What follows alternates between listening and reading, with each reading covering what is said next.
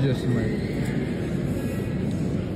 Біздің қыз енді осындай чисто бургер жеген жақсы көреді.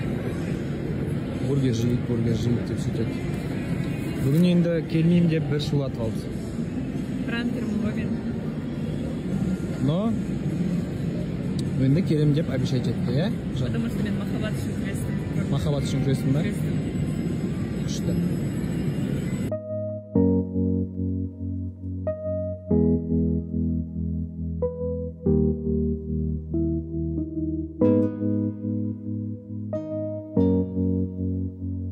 Ал бәріне қайырлы кеш болсын, достар.